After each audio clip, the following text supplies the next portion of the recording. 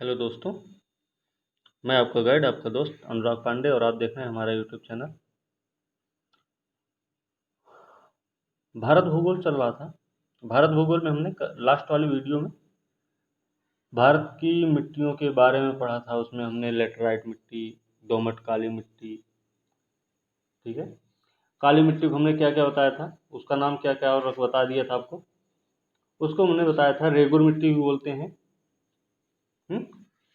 रेगुर मिट्टी भी बोलते हैं उसको, कपास की मिट्टी बोलते हैं, ट्रॉपिकल ब्लैक अर्थ मिट्टी बोलते हैं, ट्रॉपिकल चरनोजम भी बोलते हैं। तो इनके निर्माण की भी विधि हमने बताई थी। बेसाल्ट लावा के अपक्षय और अपरदन से इनका निर्माण भी हुआ है, ठीक है। इस तरीके से हम कल देखे थे। और क्रेब्स महोदय हैं, हमने उनके बारे में भी बताया था। क्रेब्स महोदय ने रेगुर मिट्टी को क्या बताया था, ये परिपक्व मृदा है और इसके निर्माण में विशिष्ट उच्चावच और जलवायु की प्रमुख भूमिका, मतलब सक्रिय भूमिका किसकी होती है, उच्चावच और जलवायु की, ठीक है। इस तरीके से हम आगे बढ़ते। लेटराइट मिट्टी, फिर दोमट जलोढ़ मिट्टी। जो दोमट जलोढ़ मिट्टी में हमने दो वर्ग बताए, दो उपवर्ग बताए। इसमें एक नवीन या खादर मिट्टी, दूसरा प्राचीन या बांगर। खादर में क्या है कि बाढ़, हर साल बाढ़ का पानी पहुंचता वहाँ पे, वो उनकी जलधारण क्षमता अधिक होती है, सदैव उर्वर बनी रहती हैं। जो बांगर के बारे में हम बताए थे, ये थोड़े से ऊंचे वाले क्षेत्र पे, मतलब यहाँ पे बाढ़ का पानी नहीं पहुँच पाता, और इनमें उर्वरता भी बनी नहीं रह पाती है, ठीक है। इनमें चूनेदार कंकड़ के पिंड पाए जाते हैं। ऐसी इस तरीके से हम बताए थे। फिर भाबर, तराई, फिर लाल मिट्टी, पर्वतीय मिट्टी, मरुस्थलीय मिट्टी, अम्लीय क्षारीय मिट्टी हमने बताया। तो भारत की मिट्टी हम कल बताए थे, ठीक है। इसमें मृदा अपरदन के बारे में बताया, इसके सुधार बताए, कारक बताए, फिर उसके बाद सुधार बताए, फिर उसके प्रभावित क्षेत्र, सबसे ज़्यादा प्रभावित क्षेत्र कौन कौन से हैं वो भी हमने बताया आपको, ठीक है। फिर अपरदन प्रक्रिया बताया, असफाल, रिल, परत, रिल, अवनालिका और धारा चैनल अपरदन, ठीक है। तो आज का टॉपिक है प्राकृतिक वनस्पति। भारत का भूगोल है तो भारत की प्राकृतिक वनस्पति के बारे में बात होगी। तो भारत की प्राकृतिक वनस्पति में, तो प्राकृतिक वनस्पति क्या होती है, पहले इसकी परिभाषा जाननी जरूरी है। तो पौधों की जातियां, जैसे पेड़ हैं, झाड़ियां हैं, बेल हैं, लताएं हैं, इनका जो समूह है वो किसी विशिष्ट पर्यावरण में एक दूसरे के साहचर्य के रूप में विकसित होते हैं, ठीक है। जो पेड़ पौधे होते हैं ये क्या होते हैं, इनके समूह किसी विशिष्ट पर्यावरण में एक दूसरे के साहचर्य में विकसित होते हैं, ठीक है। उन्हीं को हम बोलते हैं प्राकृतिक वनस्पति। अब वनों की विविधता बहुत सारी है। तो वनों की विविधता या वनों के प्रकार के बारे में अगर हम बात करें, तो वनों की जो विविधता के लिए उत्तरदायी कारक होते हैं वो ये हैं, सामने दिए गए: वर्षा, तापमान, आर्द्रता, मिट्टी, समुद्र तल से ऊंचाई और भूगर्भिक संरचना, ठीक है। तो ये जो है इसके लिए उत्तरदायी कारक है, ठीक है ना।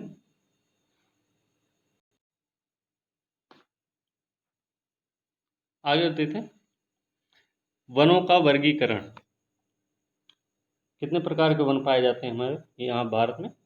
तो भारत में 6 प्रकार की वनस्पतियां मिलती हैं। कौन कौन सी? उष्णकटिबंधीय सदाबहार वन, उष्णकटिबंधीय पर्णपाती या फिर मानसूनी वन, उष्णकटिबंधीय शुष्क वन, पर्वतीय वनस्पति, मरुस्थलीय वनस्पति, ठीक है।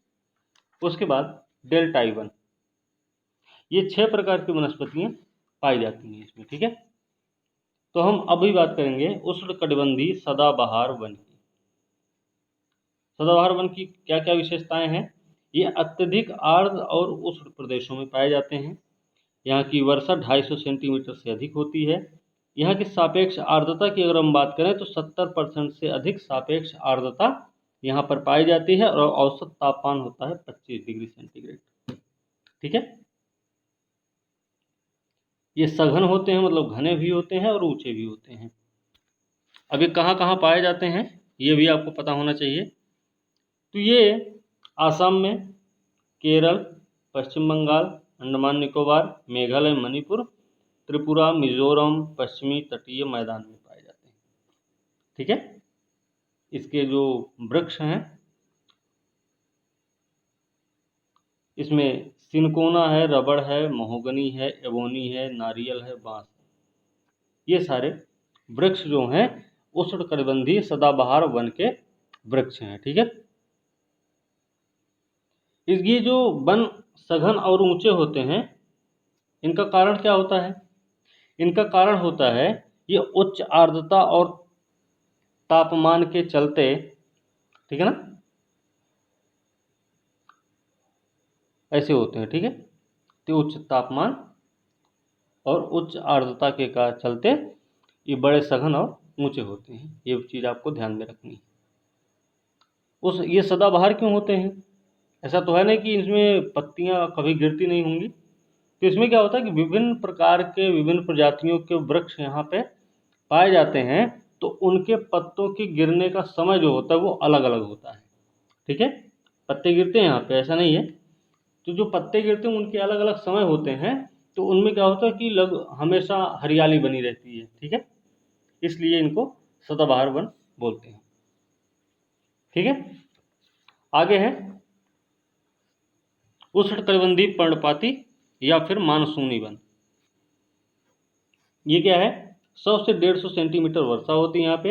ये पश्चिमी घाट के पूर्वी ढाल और प्रायद्वीपीय भारत का उत्तर पूर्वी भाग, ध्यान रखना, प्रायद्वीपीय भारत का उत्तर पूर्वी भाग, पश्चिमी घाट का पूर्वी ढाल, भाबर और तराई क्षेत्र। भाबर हमने कल बताया था, शिवालिक हिमालय का गिरपदीय क्षेत्र होता है भाबर, और इसके दक्षिण में होता है तराई क्षेत्र। ठीक है, तो यहाँ पे उष्णकटिबंधीय पर्णपाती मानसूनी वन पाए जाते हैं।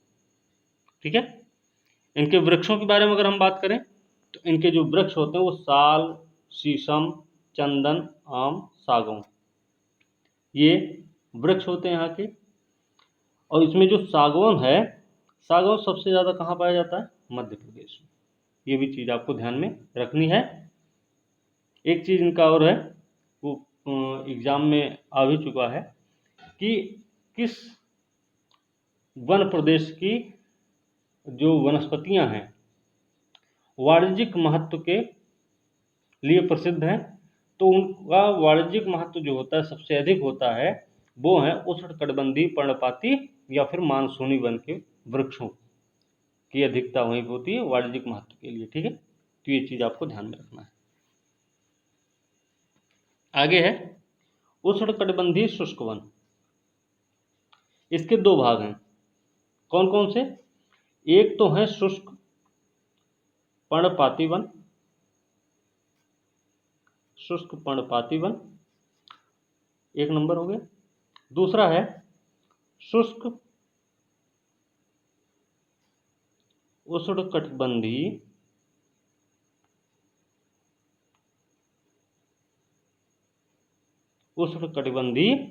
कंटीली वनस्पति। दो प्रकार की वनस्पतियां होती हैं। ठीक है, इसमें किसमें? उष्णकटिबंधीय शुष्क वन में। ठीक है, तो भाई उष्णकटिबंधीय शुष्क वन, अब देखिए इसमें 70 से 100 सेंटीमीटर वर्षा होती है। यह उत्तर प्रदेश, मध्य गंगा मैदान, आंध्र प्रदेश, महाराष्ट्र, कर्नाटक और तमिलनाडु में पाए जाते हैं, है ना। तो उत्तर प्रदेश, मध्य गंगा मैदान, आंध्र प्रदेश, महाराष्ट्र, कर्नाटक और तमिलनाडु में पाए जाते हैं। ठीक है, ठीक है, तो उष्णकटिबंधीय शुष्क वन के बारे में देखते हैं। तो इसमें देखिए इसके जो दो भाग हैं, एक हमने क्या बताया, शुष्क पर्णपाती वन। तो शुष्क पर्णपाती वन जो हैं आपके, उनकी विशेषता है ये 70 से 100 सेंटीमीटर वर्षा, उत्तर प्रदेश, मध्य गंगा मैदान, आंध्र प्रदेश, महाराष्ट्र, कर्नाटक और तमिलनाडु में पाए जाते हैं। इसमें एक और गुजरात भी आप जोड़ सकते हैं। ठीक है ना। यहाँ पे क्या होता है शुष्क पर्णपाती वन में, यहाँ पे शुष्क ऋतु बहुत लंबी होती है, शुष्क ऋतु लंबी होती है, यहाँ पे ऋतु लंबी होती है, पहली चीज। दूसरी चीज, वर्षा ऋतु यहाँ पे 4 महीना होती है। किसमें? शुष्क पर्णपाती वन में, ठीक है। वर्षा 4 महीने की होती बस, ठीक है। इनकी विशेषता क्या है शुष्क पर्णपाती वन की? पेड़ों के झुरमुटों के बीच में, पेड़ों के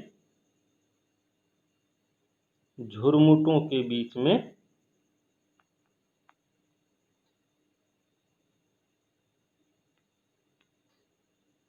पेड़ों के झुरमुटों के बीच में क्या होता है? विस्तृत घास की भूमियां होती हैं, ठीक है। जैसे सागौन का ही ले लेते हैं। और इसमें क्या होता है? पेड़ अपनी पत्तियां गिरा देते हैं शुष्क पर्णपाती वन में, ठीक है। दूसरा प्रकार हमने क्या बताया था? दूसरा प्रकार हमने बताया था शुष्क उष्णकटिबंधीय, उष्णकटिबंधीय कटीली वनस्पति। अब इसकी भी कुछ विशेषता होगी, इसमें भी कोई वृक्ष पाए जाते होंगे। तो इसमें 70 सेंटीमीटर से कम वर्षा होती है, 70 सेंटीमीटर से कम वर्षा होती है यहाँ पे। इसमें ये कहाँ कहाँ पाए जाते हैं? उत्तरी और उत्तरी पश्चिमी भाग में, उत्तरी और उत्तरी पश्चिमी भाग में सह्याद्री क्षेत्र में पाए जाते हैं, ठीक है ना। उत्तरी उत्तरी पश्चिमी भाग और सह्याद्री के क्षेत्र में उष्णकटिबंधीय कटीली वनस्पति पाई जाती है, ठीक है। और सह्याद्री के कौन से? पवन विमुख ढाल की तरफ, ठीक है। अब इनकी विशेषताएं क्या होती हैं उष्णकटिबंधीय कटीली वनस्पति की? तो ये भी ध्यान रखना इनकी विशेषता है। इनकी विशेषता ये है कि ये दूर दूर तक फैले पेड़ों और झाड़ियों के झुरमुटों के बीच फैली निम्न किस्म की घास वाली विस्तृत भूमियां होती हैं, ठीक है। क्या होता है? इनमें घास के मैदान होते हैं बीच बीच में, बहुत बड़े क्षेत्र में, ठीक है। इनमें क्या क्या पाए जाते हैं? बबूल है, सेहुड़, सेहुड़ है, और कैक्टस। कौन कौन से? बबूल, सेहुड़ और कैक्टस यहाँ पे सच्चे प्रतिनिधि, मतलब इस क्षेत्र में मुख्य रूप से पाए जाते हैं। बबूल, सेहुड़, कैक्टस किसमें? शुष्क उष्णकटिबंधीय कटीली वनस्पति में, ठीक है। और एक चीज और इसमें कि जंगली खजूर भी यहाँ पे कहीं कहीं मिलते हैं, ठीक है। चलिए आगे देखते हैं। आगे है मरुस्थलीय वनस्पति, है ना।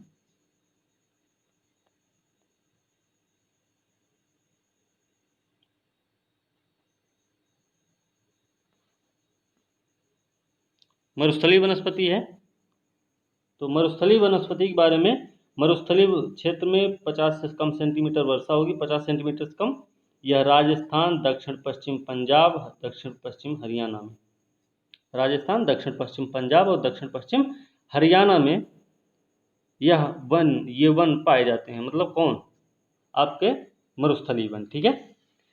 इनके वन जो होते हैं, पेड़ जो होते हैं, ये छोटे आकार के कटीले वन होते हैं, ठीक। यहाँ पे बबूल, खेजरी, नागफनी, खजूर, बबूल, खेजरी, नागफनी और खजूर यहाँ पे ज़्यादा मात्रा में मिलते हैं, ठीक।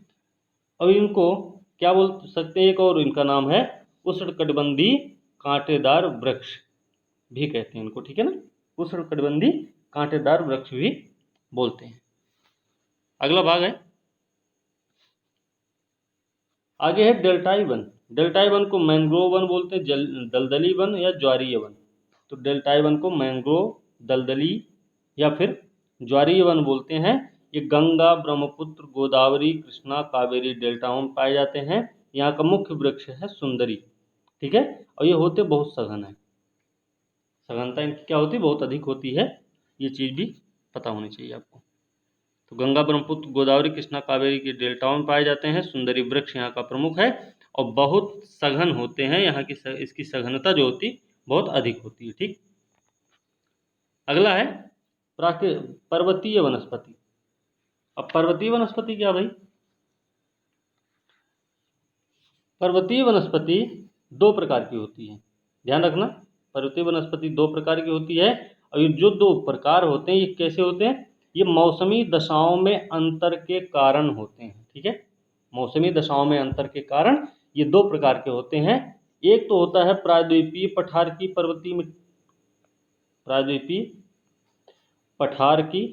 पर्वतीय वनस्पति, और दूसरी होती है हिमालय की पर्वतीय वनस्पति। एक प्रायद्वीपीय पठार की और दूसरे हिमालयी क्षेत्र की। अब अगर हम प्रायद्वीपीय क्षेत्र की बात करें, प्रायद्वीप वाले की, तो इसमें क्या है, इसमें ये नीलगिरी, अन्नामलाई, पालनी पहाड़ी, महाबलेश्वर, मैकाल, सतपुड़ा सब प्रायद्वीपीय पर्वत क्षेत्र हैं, तो यहाँ पे पाए जाएंगे। तो इनकी विशेषता क्या है, इनकी विशेषता है अविकसित वन, ठीक है ना। अविकसित होते हैं ये 1500 मीटर से कम ऊंचाई पर पाए जाते हैं। 1500 मीटर से कम ऊंचाई पर पाए जाते हैं। प्रायद्वीपीय पठार की पर्वतीय वनस्पतियों की बात हो रही है, ठीक है। और जो इतने ऊंचे पाए जाते हैं वो आर्द्र शीतोष्ण वन होते हैं, जो कि कम सघन और अधिक ऊंचाई पर इनकी सघनता अधिक होती है। मतलब नीचे से ऊपर की ओर जाते समय क्या होता, इनकी सघनता बढ़ती जाती है, ठीक है। फिर पेड़ों के नीचे वनस्पति का जाल होता है। पेड़ों के नीचे वनस्पति का जाल होता है। पेड़ों के नीचे वनस्पतियों का जाल होता है। और इसमें अगर हम बात करें प्रायद्वीपीय पठार की पर्वतीय वनस्पति में, तो यहाँ पे आपको पाए जाते हैं कौन से, मैग्नोलिया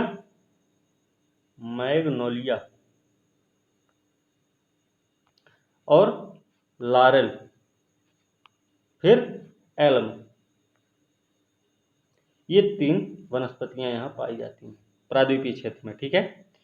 इनको परपोसी बोलते हैं, परपोसी भी बोल सकते हैं, ठीक है, ठीक है ना। परपोसी इनको हम बोल सकते हैं। यहाँ पे इसी क्षेत्र में आपके प्रायद्वीपीय पठार की पर्वतीय वनस्पति में सिनकोना और यूकेलिप्टस को बाहर से लाके लगाया गया है। सिनकोना और यूकेलिप्टस, यूकेलिप्टस नाम है, ठीक है। तो सिनकोना यूकेलिप्टस को बाहर से लाकर यहाँ पे लगाया गया है। और यूकेलिप्टस को पर्यावरण का शत्रु बोलते हैं, पर्यावरण का आतंकवादी बोलते हैं, ठीक है। तो ये चीज़ में आपको ध्यान में रखनी है। दूसरे प्रकार क्या बताया था पर्वतीय वनस्पति में, हमने बोला था हिमालयी प्रकार की। हिमालयी प्रकार की, तो हिमालयी प्रकार की भी कुछ विशेषता होगी। यहाँ पे आर्द्र उष्णकटिबंधीय पर्णपाती वन पाए जाते हैं। आर्द्र उष्णकटिबंधीय पर्णपाती वन, ठीक है। दूसरा पाया जाता है आर्द्र शीतोष्ण कटिबंधीय सदाहरित वन, ठीक है। तो एक आर्द्र उष्णकटिबंधीय पर्णपाती वन, एक होता आर्द्र शीतोष्ण कटिबंधीय सदापर्णी वन, सदाहरित वन, ठीक है। तो आर्द्र उष्णकटिबंधीय जो सदाहरित वन है, ये कहाँ पे पाया जाता है, कितनी ऊंचाई पे, 1000 से 3000 मीटर की ऊंचाई पर पाए जाते हैं। ये कौन से, आर्द्र शीतोष्ण कटिबंधीय सदाबहार वनस्पतियां, ठीक है ना। इनकी विशेषता क्या होती होगी, इनकी विशेषता है ये घने वन होते हैं, लंबे पेड़ों से युक्त, घने होते हैं और लंबे पेड़ों से युक्त होते हैं। यहाँ पे चेस्टनट, ओक जैसे वनस्पतियां मिलती हैं। चेस्टनट और ओक जो पाए जाते हैं वो पूर्वी हिमालय में मिलते हैं, ठीक है। फिर चीड़ पाइन भी यहीं पाए जाते हैं। चीड़ पाइन, तो ये कहाँ पाए जाते हैं, पश्चिमी क्षेत्र में, पश्चिमी हिमालय में। फिर देवदार, स्प्रूस,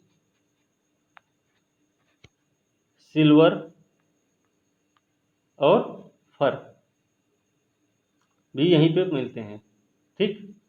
ये कितने ऊंचाई मिलेंगे, देवदार, स्प्रूस, सिल्वर और फर जो पाए जाते हैं, ये पाए जाते हैं 2000 से 3000 मीटर की ऊंचाई पर। 1000 से 3000 मीटर की ऊंचाई पर हमने बताया तो उष्णकटिबंधीय शीतोष्ण सदाहरित वन। तो इसमें ये 1000 से 3000 मीटर की ऊंचाई पर है। तो इसमें जो देवदार, स्प्रूस, सिल्वर, फर वृक्ष हैं ये 2000 से 3000 मीटर की ऊंचाई पर मिलते हैं। तो इन वनों का महत्व क्या है? इन वनों का महत्व ये है कि स्थानीय व्यक्तियों के लिए इन वनों का आर्थिक महत्व बहुत अधिक है। ठीक है। इसके अलावा पर्वतीय वनस्पति में हिमालयी क्षेत्र की हम चल रहे हैं, तो यहाँ पे शुष्क शीतोष्ण वनस्पति भी मिलती है। हमने आर्द्र अभी पढ़ा, अब शुष्क पढ़ेंगे। तो शुष्क कैसे? यहाँ 70 से 100 सेंटीमीटर वर्षा। ठीक है। भूमध्य सागरीय वनस्पति से मिलते जुलते हैं ये लोग। शुष्क शीतोष्ण वनस्पति जो है भूमध्य सागरीय क्षेत्र की वनस्पति से मिलते जुलते क्षेत्र होते हैं। ठीक। यहाँ पे क्या क्या मिलते हैं? यहाँ पे मिलेंगे जंगली जैतून, जंगली जैतून। ठीक है। फिर बबूल, और इसके अलावा कठोर व मोटी सवाना घास के साथ उगते हैं यहाँ पे। ठीक है। फिर ओक और देवदार भी यहाँ पाए जाते हैं, जिसमें से देवदार की अगर हम बात करेंगे तो ये सर्वाधिक ऊंचाई पर पाए जाते हैं देवदार। ठीक है। शुष्क शीतोष्ण वनस्पति में। फिर आगे अल्पाइन वनस्पति है। तो जो अल्पाइन वनस्पति है ये 3000 से 4000 मीटर की ऊंचाई पर मिलती है। इस पे प्रश्न आया है पहले, यूपीएससी में आ चुका है अल्पाइन पर। तो 3000 से 4000 मीटर की ऊंचाई पर मिलते हैं ये अल्पाइन वनस्पतियां। हिमालयी क्षेत्र में ही ये होते हैं, कम सघन होते हैं। ठीक है। इसमें सिल्वर, फर, जूनिफर, बर्च, पाइन, रोडोडेंड्रॉन पाए जाते हैं। यहाँ पे चारागाह क्षेत्र होता है। चारागाह क्षेत्र और भी अधिक ऊंचाई पर होता है। हिम रेखा की ओर बढ़ने पर पेड़ों की ऊंचाई जो है वो कम होती जाती है। अल्पाइन क्षेत्र में जब हम हिम रेखा की तरफ बढ़ेंगे तो पेड़ों की ऊंचाई वहाँ पे कम होती जाती है। और क्षेत्र की अगर बात करें तो ये अरुणाचल प्रदेश, खास करके अरुणाचल प्रदेश में। ठीक है। तो ये आपकी हो गई पर्वतीय वनस्पति। ठीक है। हमने वनस्पतियों के बारे में पढ़ा है, तो हमें वनस्पति के महत्व के बारे में भी पता होना चाहिए। वनों का महत्व क्या हो सकता है? अब वनों का महत्व नॉर्मल है, आपको पता भी होगा कि अर्थव्यवस्था में विशिष्ट योगदान होता है इनका। बहुत सारे उद्योग यहाँ से चलते हैं। इसमें सागौन, साल, शीशम, रोजवुड, देवदार, चीड़, पाइन, स्प्रूस ये सब पाए जाते हैं ना इसमें। तो ये अर्थव्यवस्था में विशिष्ट योगदान इनका होता है। ठीक है। आगे है ब्यूटिया मोनोस्पर्मा। ये प्रश्न आ चुका है पहले। ठीक है। इसको क्या बोलते हैं? जंगल की आग। जंगल की आग को एक और नाम देते हैं, क्या नाम है? दावानल बोलते हैं इसको। तो दावानल भी, जंगल की आग को दावानल भी बोलते हैं, ये भी ध्यान रखना आपको। ठीक है। ब्यूटिया मोनोस्पर्मा क्या है? ये ढाक या पलास बोलते हैं। गांव में आप सुने होंगे कि ढाक का पेड़ है। ठीक है। तो ढाक का जो फूल होता है बड़ा लाल लाल होता है ना, तो उत्तर प्रदेश का राजकीय पुष्प है। ठीक है। क्या?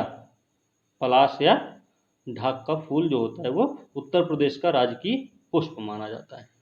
ये भी चीज़ आपको ध्यान रखनी है। फिर आगे क्या है? आगे है सामाजिक वानिकी में प्रयुक्त बहुउद्देशीय जो वृक्ष है उसको खेजरी, खेजरी को माना जाता है। खेजरी को मरुस्थल का राजा कहा जाता है। खेजरी जो है सामाजिक वानिकी में प्रयुक्त बहुउद्देशीय वृक्ष है, जिसे मरुस्थल का राजा भी कहा जाता है। इसके बहुउद्देशीय उपयोग, ठीक है, बहुउद्देशीय उपयोग और अधिक तापमान सहन करने की क्षमता, कम पानी की आवश्यकता के कारण इसको सामाजिक वानिकी में वरीयता दी गई है। ठीक है। फिर ये तुम बता दिया अल्पाइन वन कहाँ पाया जाता है? अरुणाचल प्रदेश में। लीसा, ये प्रश्न आ चुका है, ये चीड़ के वृक्ष से प्राप्त होता है। लीसा जो है चीड़ के वृक्ष से प्राप्त होता है और ये एक गैर प्रकोष्ठ वन उपज है। ये भी ध्यान रखना है कि चीड़ के वृक्ष से जो लीसा प्राप्त किया जाता है वह एक गैर प्रकोष्ठ वन उपज है, जो कि कहाँ मिलता है? उत्तराखंड में, है ना। उत्तराखंड में मिलता है।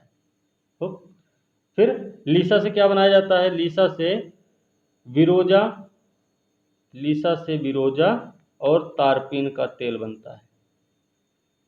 तारपीन का तेल बनाया जाता है इससे।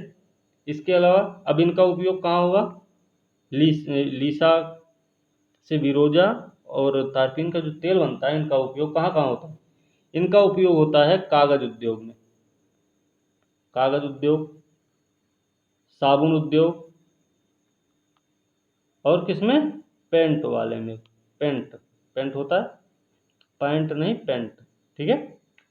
तो पेंट बनाने में भी इनका प्रयोग किया जाता है, ठीक है। लीसा की ही हम बात करें तो लीसा जो है उत्तराखंड में स्वरोजगार और ग्रामीण अर्थव्यवस्था का प्रमुख साधन भी है। उत्तराखंड के अगर स्पेशल की बात आए तो इस चीज को ध्यान रखना है कि उत्तराखंड में लीसा जो है एक स्वरोजगार और ग्रामीण अर्थव्यवस्था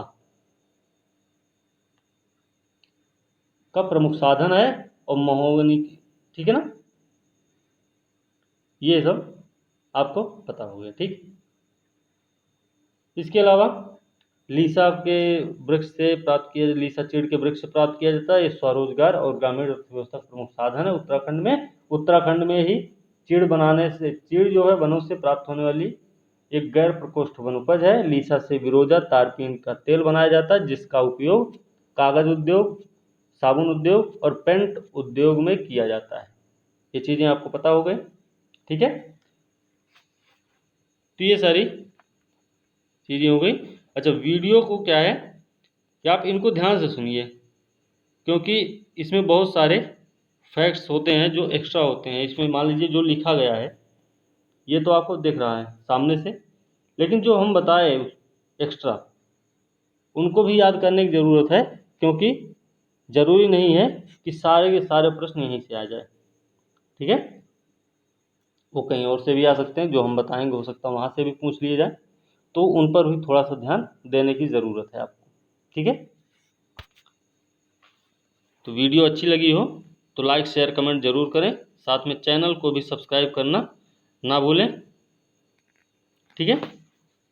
अगली वीडियो के साथ हम कल मिलेंगे, तब तक के लिए धन्यवाद।